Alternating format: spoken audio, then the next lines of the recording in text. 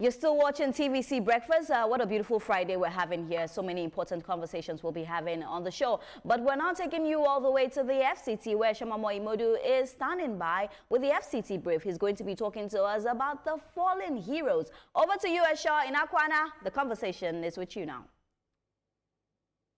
Yeah, in Nigeria, and thank God it's Friday. What a way to go into the weekend when you know that from Monday to Friday you've covered the beats assigned to you to cover. Now, good morning and welcome to the Friday edition of FCT Brief.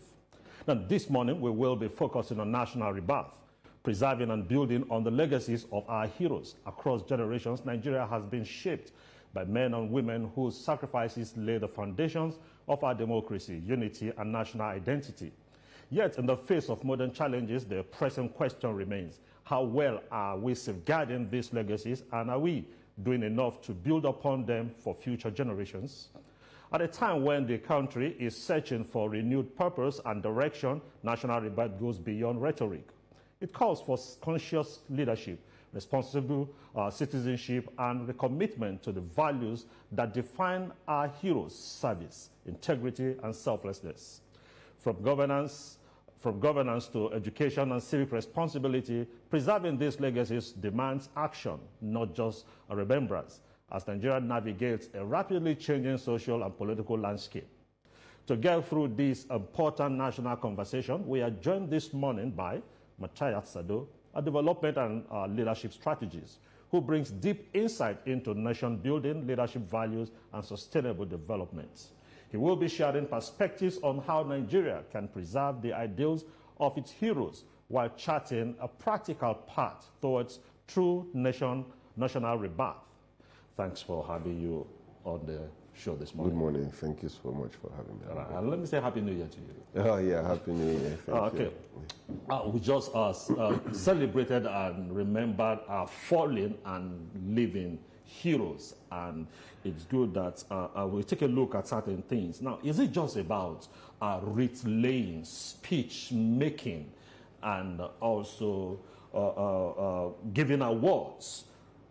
As national rebirth, is Nigeria a nation that truly respects the values and the legacies of our heroes, whether dead or living? Thank you very much. And let me use this opportunity to celebrate the Nigerian Armed Forces. Thank God that yesterday we celebrated the Remembrance Day for the Nigerian Army. Having said that, you see, I think the very first document I published was about building the nation, and it's a number of years ago. And you see, what I perceived was going to be the kind of society that I thought that we needed to have, as a society that understands a clear-cut vision of what the people who laid the foundation for this country was about. But unfortunately, if you look at the current situation, virtually everywhere you turn, the country seems to have lost its focus. The only thing, and I say this again without sounding maybe irrational, but the desire or the focus of an average Nigerian leader or politician today seems to have shifted from the idea of building a country or building a society.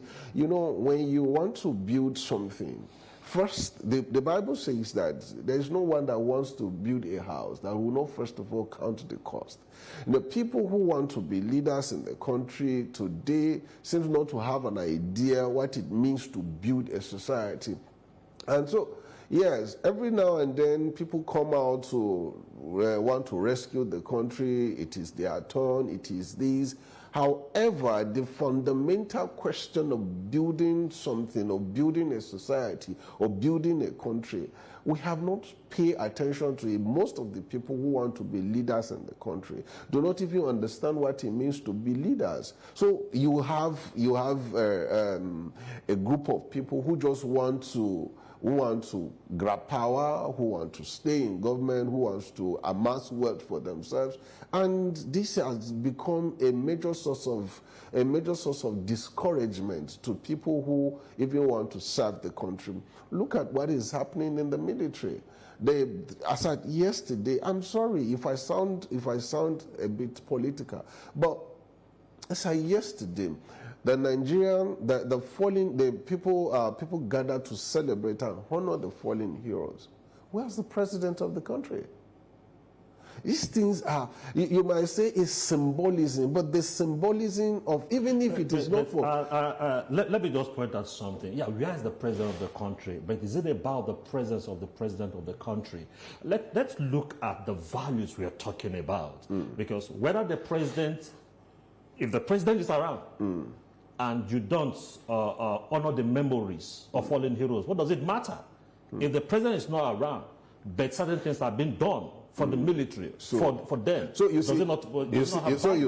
see where I'm coming from is the fact that, look, we are a society that has a lot of dysfunctional system, and everywhere people are looking for what works. Yeah. And the reason why Nigerians, I believe that the reason why we continue to change our leaders every 4 years is because we believe that we'll have to have somebody or a group of people who are going to give us a sense of direction.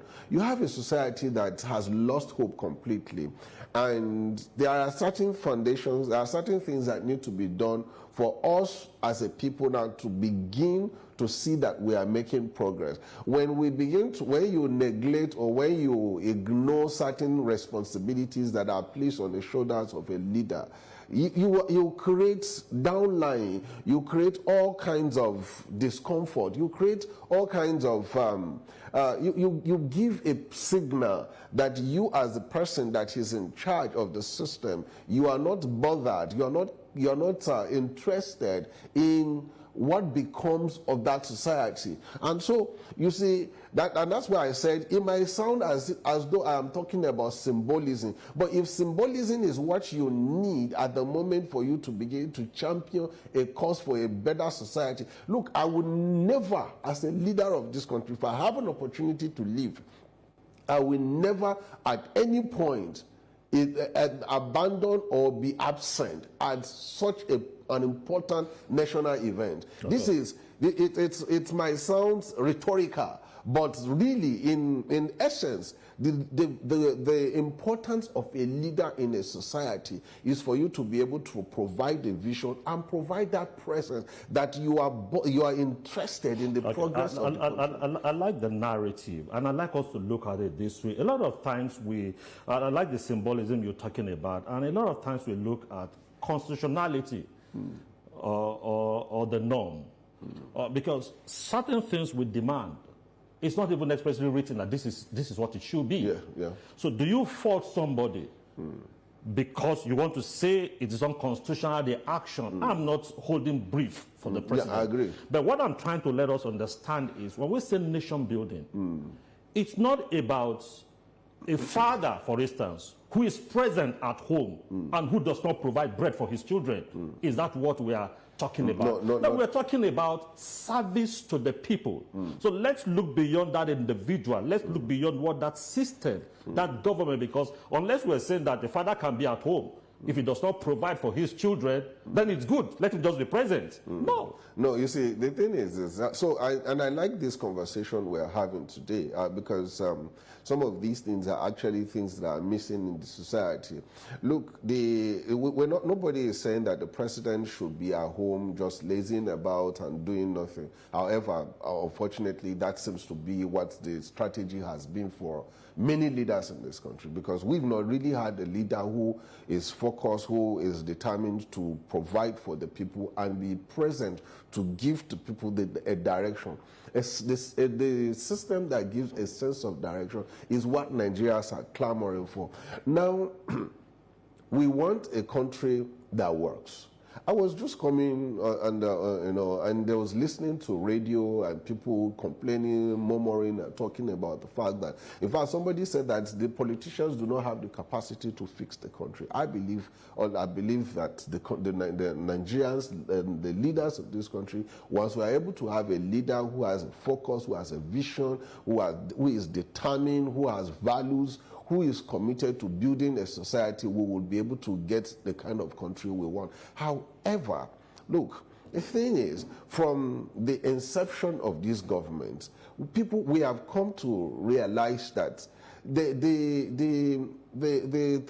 direction that the government is supposed to take to clearly, I had huge respect for President Asuwaju Ahmed Bola Tinubu, because of the kind of narratives we heard about him. I first met President Tinubu in 2005, I think, 2005 in Lagos while I was doing my NYSC. Just at an event, not that I met him one-on-one.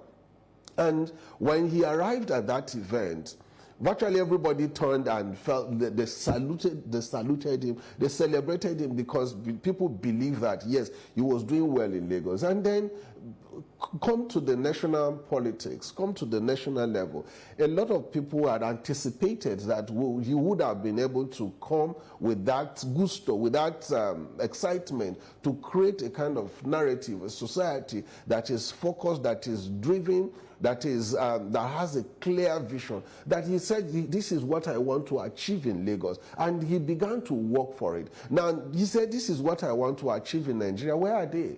What does the president want to achieve in the country? What does APC want to achieve in Nigeria? What has government over the years, what have been their plans? We have seen all sorts of 2020 vision, 2024, and this and that, but clearly we have. Okay, let me come in with this question again.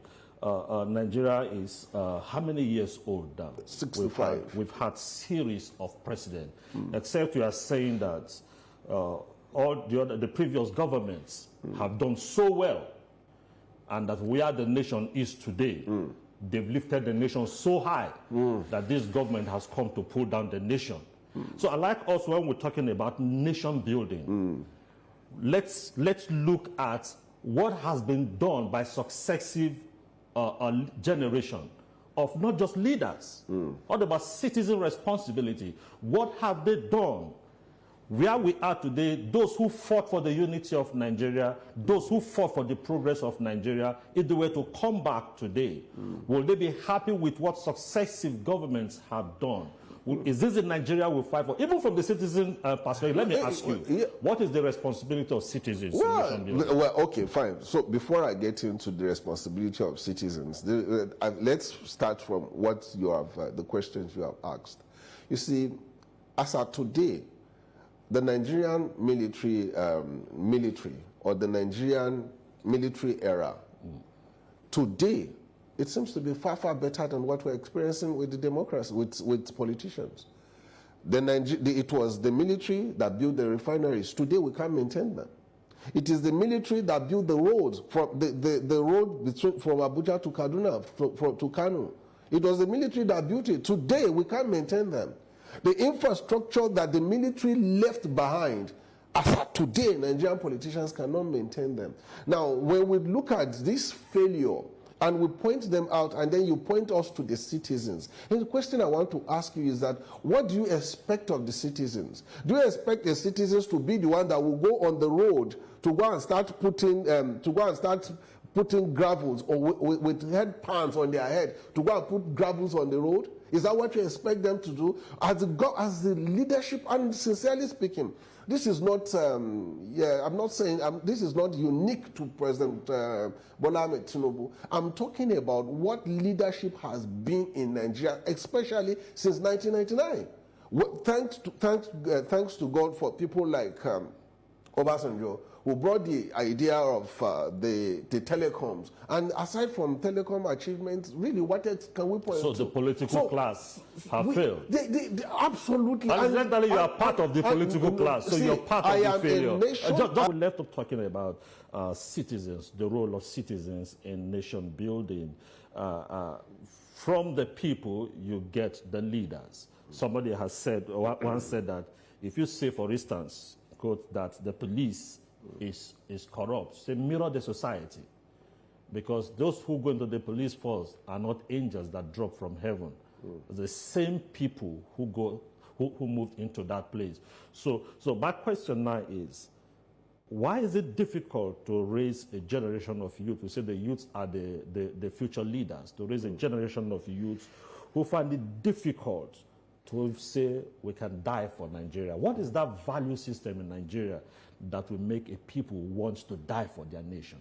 Okay, I think, first of all, you know, just to correct you, I'm not part of the political class. You contested the election, so you're part of the political class. Contesting for election is trying to fix a society. That is it. So you're a politician, you are in the system. You were in the system. Yeah, so the group of people we have referred to as political class are those who have today had the opportunity to won lead the country, and then rather than provide leadership, all that they have done is to enrich themselves corruptly. Basically, those are the people we refer to as corrupt political class in the country today.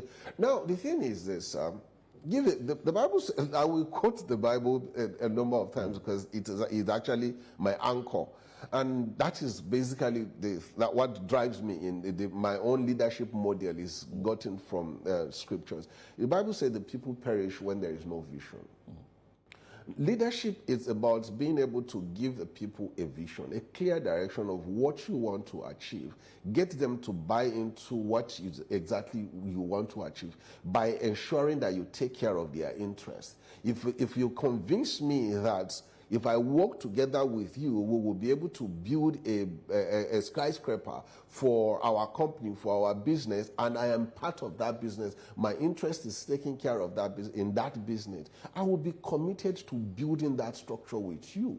But when you, as a leader, have not been able to give me any clear direction, you don't have a vision of where you are going to. You know, somebody said it's only kidnappers that pick people in a car and do not tell them what they are going to. If I ask you now and said, young man, let's go out, and then you said, I'm very sure that the very first question that will come out from your mouth is to where? So when you say you are a leader in a society and you want people to buy into your vision, what exactly is the vision? You want Nigeria to become a better. What is the definition of Nigeria becoming a better society? What you think that is a better society might be different from what I think is a better society. So until we are able to have a leader who is able to provide a clear vision to Nigeria today, when you talk about the American dream, everybody knows what American dream is. So when we talk about the Nigerian dream, what is the Nigerian dream? What is the vision of this country? What is the vision? Okay, fine. Let us even take it away from the vision of this country. What is the vision of this administration? What has been the vision of APC? Change. Okay, fine. You say you want to bring change. Where is the change? No, so you see, there is something that is fundamentally lacking in our leadership system in Nigeria. And look, today we are busy spitting on the graves of men and women who died for this country, who sacrificed a lot for us to be able to have a country today.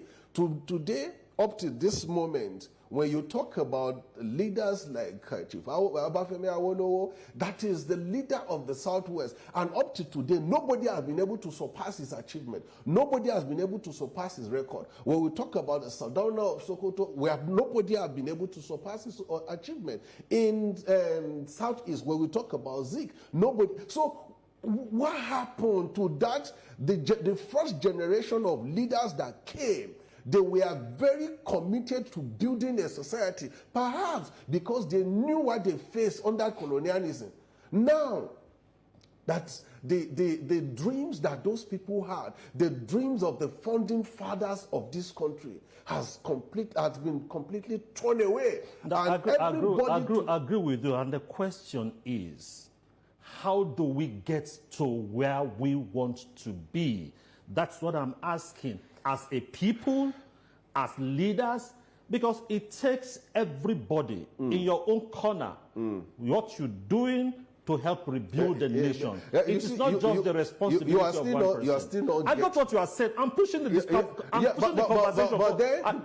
conversation forward. Yes. You see, the thing is this. When you said the task from every little corner, see, believe you me sincerely, don't put more burdens on Nigerians. And let me say this, sir. You see, as a citizen, I am in my own house, in my home. I'm responsible for almost responsible for my electricity. I'm responsible for my water. My children, I can't send them to public schools because public schools have completely collapsed. Can I ask you a question? The healthcare system, I am paying heavily. In fact, just allow me for a minute. There was a day I was coming out in one shop in Gwarimpa, and a young man ran to me, and he brought a paper, a doctor's prescription, and said he needed to go and get a medication for his daughter, that the child was almost dying, and he needed to get that medication. At that time, it was some few thousands. So I had to part with the money for the guy to go and get the drugs. And I turned to my son and I said, if Nigeria healthcare, if the Nigeria healthcare insurance system was working, should this kind of person be struggling like this? And the boy started, this is the kind of system that ordinary citizens are facing. So when we are asking them to say, "Oh, you as a citizen, you are not doing much," look. We budgeted 1.9 billion naira to buy fuel. Can I ask you a question? Please go ahead. It takes to build. Does it take one to build, or it takes all to build? Do you use your hands to mold the cement, or you use one finger? So just a straight question, so that I'll ask my question. Do you use your whole hand to mold? You use your whole. So it takes your whole hand. Absolutely. Now, when an individual forges documents, does he have a responsibility, because the leader is not governing well, does he have to also? Yeah. If you move that same person away from Nigeria, for instance, and he gets to another place, he changes his style. Is that not so? So what I'm asking is, are there responsibilities? Nobody is exonerating the leaders. But we've talked about the leaders. I'm asking, so there are no responsibilities for citizens in rebuilding the nation? Absolutely. Because the leaders have failed? Okay. So if you have the best, for instance, the best leader during an election, they comes forward and say, okay, I want to. What should the citizens do? Okay. When Garifa came out and said, I want to be president, did the people vote for him? So we are asking, what are the responsibilities of citizens in nation building? Yes, you said there's no responsibility. No. You see, no, I never said that. So I said, what are the responsibilities of citizens? That's what I'm asking. So the thing is this, I can't begin to enumerate the responsibilities of the citizens. So let's mention. However, let me first of all tell you, as for me, I believe that a leader should be able to provide a direction for the people to follow. Now, our responsibility will now come when a leader is able to provide a clear vision, and then all of us now begin to work towards achieving that vision. Now, so you can't begin to they said, don't put the cart before the horse. You have to be able to provide a horse, and you have to be able to feed the horse, and then we put the cart on the horse. Now, you have a situation where we do not have a horse, we do not even have a cart. You are just telling us that, okay, look, just come, do whatever you can do your best, do your bit. Do my bit to achieve what? Do my bit is what I am already doing, and that's what I'm telling you, that the fact that you have somebody like me, a citizen of this country, who has been taking care of his family, who has been a responsible father, who has been a responsible husband, means that I am coping. I have developed a coping mechanism in the society, and I am groaning under the weight of the burden that has been laid on me by the leaders of this country because of their lack of vision. Exactly, I agree with you. And I'm asking that the leaders today were followers years back. They were not in position of authority years back. And they are in position today. So what we are saying is, if we don't get it down that as citizens you have a role, the citizens today will become leaders tomorrow. Yeah, I agree so with we're you. simply saying that because he's traveling and he's struggling under the system, when he gets there.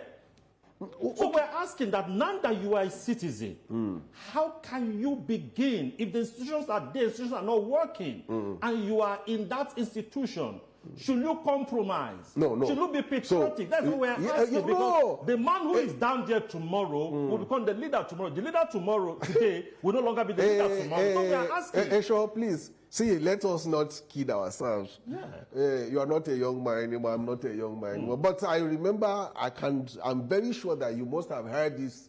You are the leaders of tomorrow. Exactly. When is that tomorrow going to come? Why is it keep changing? Why is it changing? Because you know when you said the people who are in government today were followers yesterday and all that, I don't believe. I think the people who have been leaders of this country right from when I was young are the same faces that we are seeing today as leaders of this country. However, see, let us not take the body of knowledge that is required to build a society out of the conversations we're having. Because, you see, like the initial conversation, the direction I took is that, look, as a leader, unfortunately, I do a lot of research on leadership and all that. We have seen models that have worked in society. In 2019, when I came out to run for president, it was out of conviction that, look, I could actually provide a vision, clear vision for this country, for us to build a nation that we want to have. Now, I came up with this idea that we can have a system where we have the economic system that is driven by a policy I call Make in Nigeria, not Made in Nigeria. Make in Nigeria, it was an ideology that I got from Make in India, that you have a system where every other businesses around the world will be encouraged to come into the country, not necessarily to become, to say you have indigenous companies. Just because of time, there's something I want to ask you. Sometimes we talk about politics and we tell the younger generation, there was this bill one time, this one, they said not too young to rule. And the young ones want to come into politics. The first thing is asking, I want to become president. He has never tried it at the local level. Nobody has tested his capacity. He wants to be president. Now we're asking, and everybody wants to be president. Nobody wants to go to the National Assembly, and that is where you make the laws. I'm asking, for instance, 2027 elections around the corner. How do we mobilize the generation of Nigerians that, look, if you're coming for elective position, you can change things from the local government. You can change things from the House of Assembly. It doesn't have to be the presidency. That's what we are asking. So what should be our mentality if we want to change? And you have one good man as the president. Then you have 101 people in the National Assembly who are not good. What can you change? We're asking, how do we change our mentality, whether in politics or in service or whatever? You see, individuals have different dreams and different aspirations. But you see, speaking about whether you have not been tried or tested, we know that those who have tried, we have tried and tested, most of them have failed. Sir, let me just ask you one simple question. If Senator Natasha was the president of this country today, don't you think that these things that we are facing today, as in, don't you think she would have done exceedingly well? I don't think so. Okay. She's best. Many Nigerians will disagree with you. It's your own perspective. Many Nigerians will disagree with you. Yes, and sincerely speaking, you are right. You are entitled to that opinion. But many Nigerians will disagree with you on that. Just like a lot of Nigerians will disagree with your own perspective also. Thank you so much, Matthias, Thank you so very much sharing for your having thoughts on nation building. That's about leadership. Thank you so much. And that is all we can take on today's edition of FCT Brief. We also believe that responsibility It's on the leaders and also on the people, because it takes the collective to build a society. I hand you back to our colleague in Lagos for the remaining part of this broadcast. Do stay with us. All right, thank you so much, Ashamomo. I loved that conversation from Abuja. Quite a fantastic one. Thank you so much. And I do have a very beautiful weekend.